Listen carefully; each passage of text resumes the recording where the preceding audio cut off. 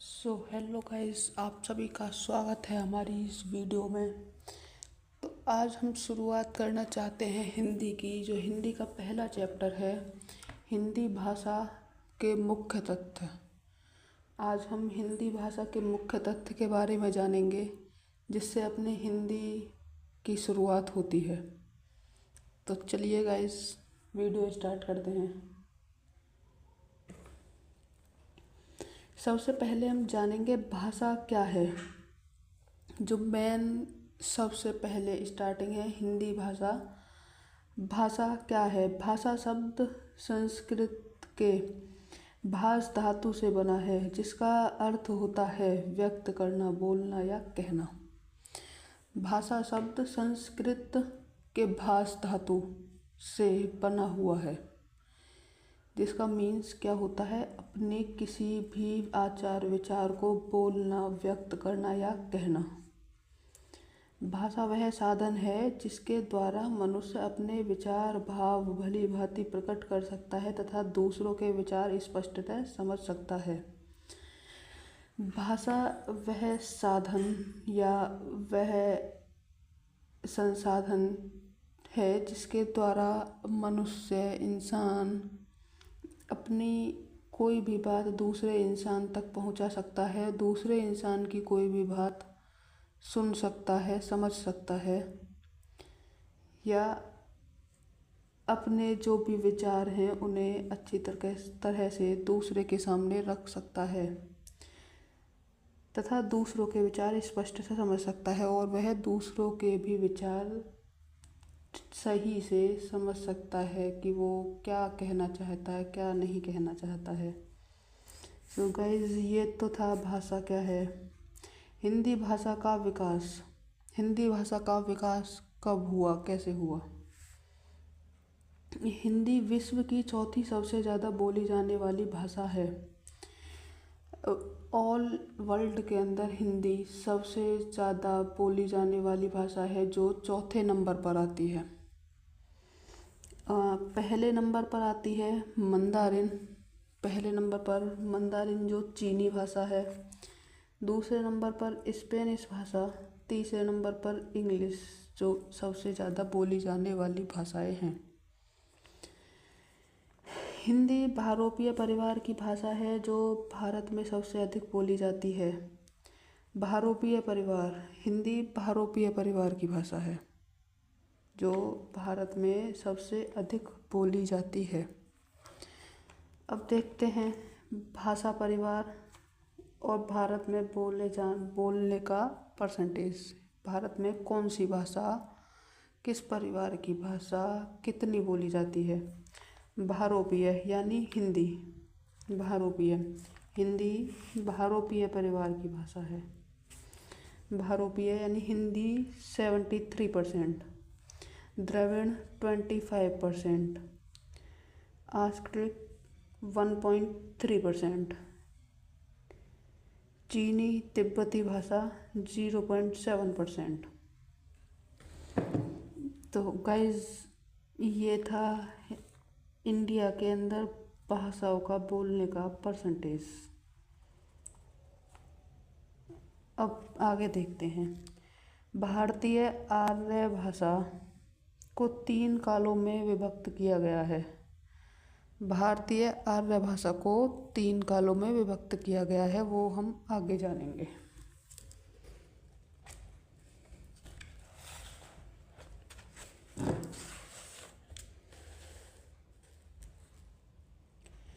So guys, देखिए, पहला है प्राचीन भारतीय आर्य भाषा, जो 1500 ईसा पूर्व से 500 ईसा पूर्व तक बोली गई थी। ये वैदिक व लौकिक संस्कृति या संस्कृत। मध्यकालीन भारतीय आर्य भाषा, जो 500 ईसा पूर्व से 1000 ईस्वी तक बोली गई थी, या उस टाइम तक ये प्रसिद्ध थी, महत्वपूर्ण थी।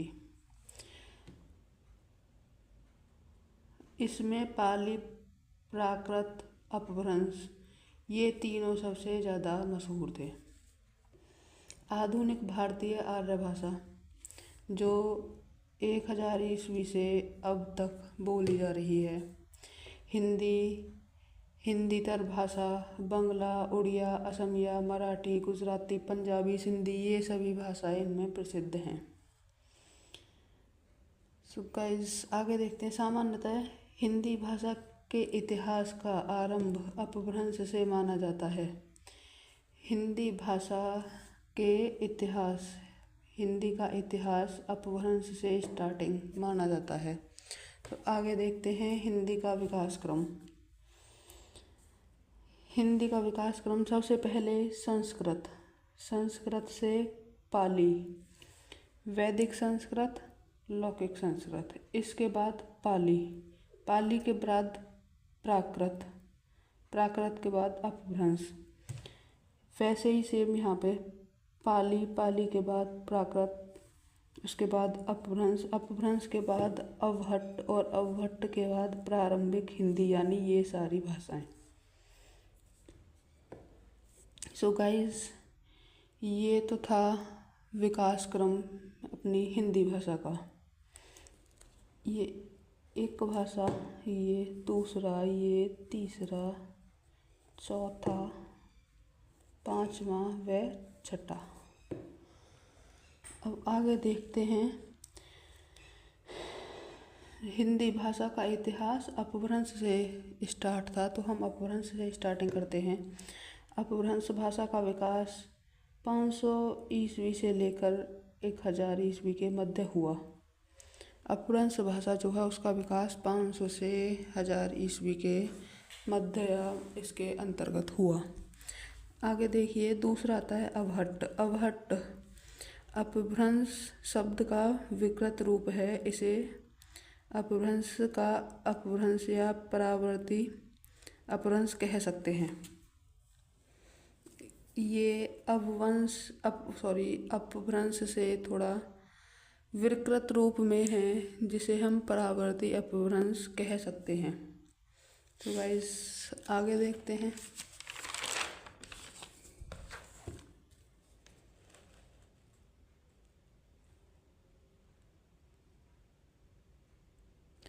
गाइस अब देखते हैं हिंदी शब्द की उत्पत्ति कैसे हुई।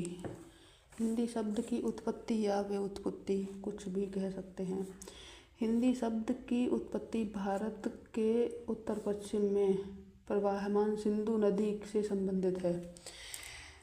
हिंदी की जो उत्पत्ति हुई थी वो सिंधु नदी के नाम से हुई थी गाइस, वो हम आगे देखते हैं। ईरानी सिंधु नदी, सिंधु को हिंदू कहते थे। ईरानी लोग जो थे वो सिंधु को हिंदू कहते थे।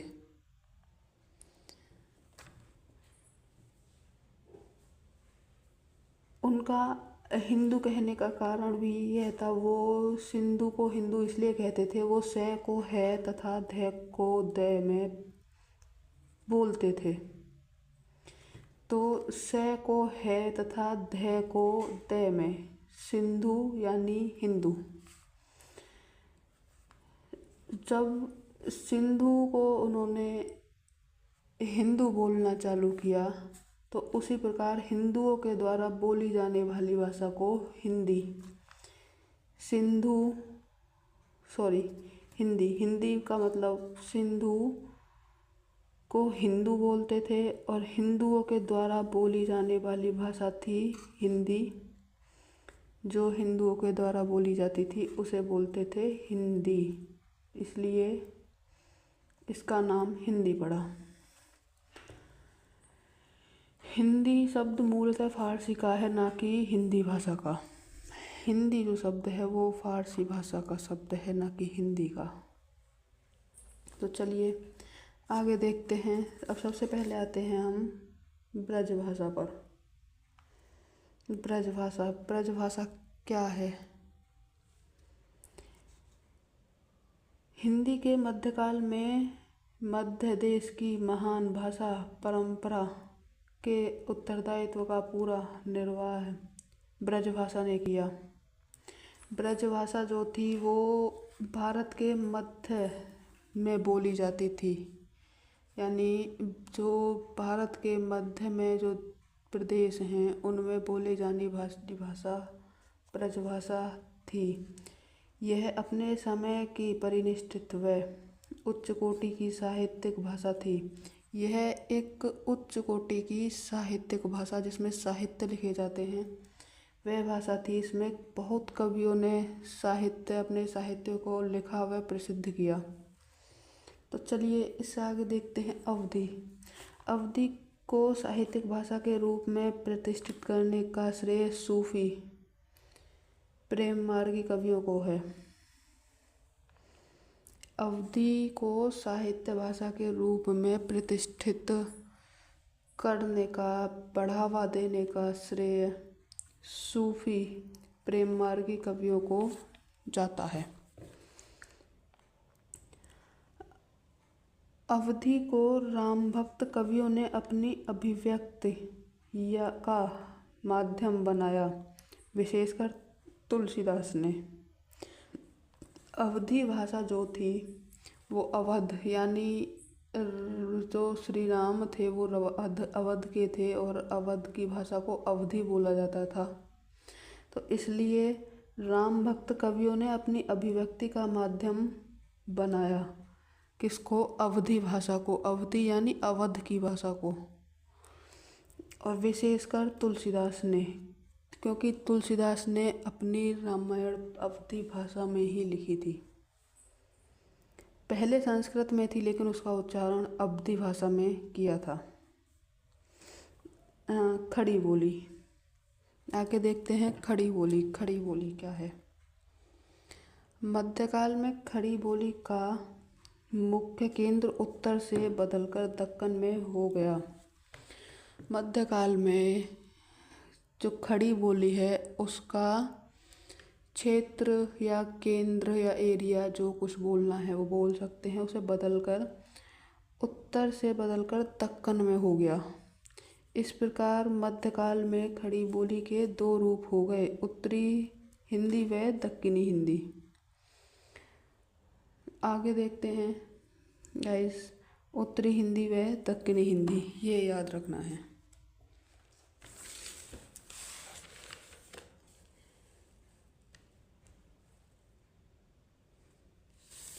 तो चलिए आगे देखते हैं गाइस। खड़ी बोली की तीन शैलियाँ। खड़ी बोली की तीन शैलियाँ क्या हैं? पहला, हिंदी या शुद्ध हिंदी। नगरी लिपि में लिखित संस्कृत बहुत खड़ी बोली, जैसे जयशंकर प्रसाद की रचनाएं। शुद्ध हिंदी नगरी लिपि में, नगर की लिपि में लिखी हुई संस्कृत बहुत खड़ी बोली थी, जो हर एक किसी इंसान के समझ नहीं आती थी। जैसे जयशंकर प्रसाद की रचनाएं। जयशंकर प्रसाद की जितनी भी रचनाएं थी वो खड़ी बोली में, जितनी भी तो नहीं कह सकते बट मोस्टली जो उनकी रचनाएं थी वो खड़ी बोली में थी, जिन्हें समझना बहुत मुश्किल काम था। दूसरा आता है उर्दू। फारसी लिपि में लिखित अरबी फारसी बहुत खड़ी बोली, जैसे मंटो की रचनाएं।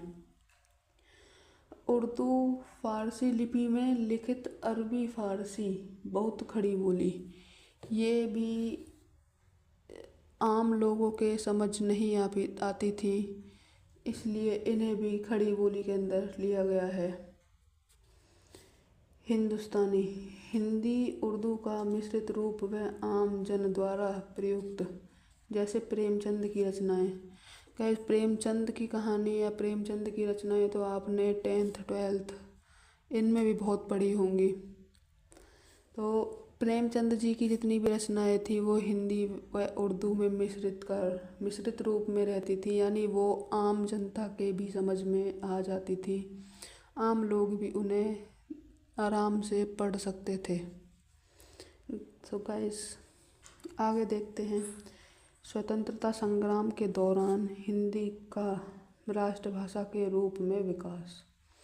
स्वतंत्रता संग्राम के दौरान जब अपना देश आज़ाद हुआ था, उस दौरान हिंदी का राष्ट्रभाषा के रूप में विकास हिंदी का राष्ट्रभाषा के रूप में विकास कैसे हुआ। राष्ट्रभाषा नेशनल लैंग्वेज, जिसे इंग्लिश में नेशनल लैंग्वेज बोलते हैं, क्या है। राष्ट्रभाषा का शाब्दिक अर्थ है समस्त राष्ट्र में प्रयुक्त भाषा अर्थात आम जन की भाषा, जनभाषा। राष्ट्रभाषा का अर्थ होता है समस्त राष्ट्र में प्रयुक्त भाषा, जो पूरे राष्ट्र में प्रयुक्त या बोली जाने वाली, फैली हुई, बोली जाने वाली, मानी जाने वाली जो भाषा है, जो आम जनता के द्वारा सबसे ज़्यादा समझी जाती है, सबसे ज़्यादा बोली जाती है, सबसे ज़्यादा लिखी जाती है, उसको समस्त राष्ट्र में प्रयुक्त भाषा यानी समस्त या राष्ट्र में बोली जाने वाली भाषा। जो भाषा समस्त राष्ट्र में जन जन के विचार विनिमय का माध्यम हो वह राष्ट्रभाषा कहलाती है। जो भाषा एक दूसरे को बोलने, अपने विचार व्यक्त करने, अपने दूसरे के विचार समझने, अपनी बात कहने या दूसरे की बातों को समझने के लिए अपने कुछ भी बोलते हैं, जिसमें हमारी जो भाषा यूज़ होती है वो मोस्टली हिंदी है, जो राष्ट्रभाषा है। सेकंड आता है राष्ट्रभाषा राष्ट्रीय एकता एवं अंतर्राष्ट्रीय संवाद संपर्क की आवश्यकता की उपज होती है। गाइस, राष्ट्रभाषा राष्ट्रीय एकता, जो देश में रहने वाले सभी लोग हैं तो मोस्टली सभी को हिंदी आती है या आनी भी चाहिए, क्योंकि और तो लाइक पंजाबी अपनी भाषा में बात करते हैं, पंजाबियों के नॉर्मल लोग नहीं समझ सकते, राजस्थानी अपनी लोग भाषा में बात करते हैं। ऐसे ही और भी लोग हैं जो अपनी अपनी भाषाओं में बात करते हैं, लेकिन एक हिंदी ऐसा है जिसे सब समझ सकते हैं, वह सब बोल सकते हैं। वह अंतर्राष्ट्रीय संवाद संपर्क की आवश्यकता की उपज होती है, जो अंतर्राष्ट्रीय एक दूसरे को संवाद होते हैं, किसी से संपर्क होता है तो वो अपनी राष्ट्रभाषा में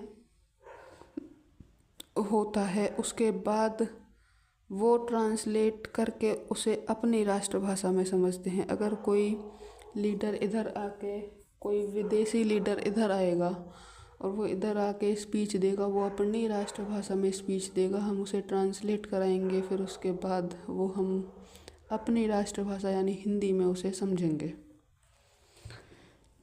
राष्ट्रभाषा का प्रयोग क्षेत्र विस्तृत और देशव्यापी होता है। राष्ट्रभाषा का क्षेत्र बहुत ही बड़ा होता है। राष्ट्रभाषा का क्षेत्र देशव्यापी, अपने देश में तथा दूसरे देश में भी व्यापक होता है। सो गाइस, आगे देखते हैं।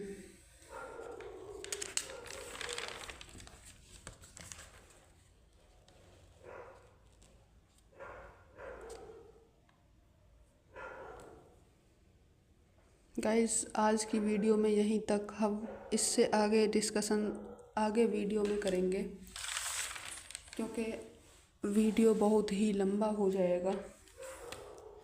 सो गाइस, वीडियो को लाइक करें, चैनल को सब्सक्राइब करें और कमेंट में बताएं कि आगे वीडियो किसके ऊपर बनाना है। Thank you.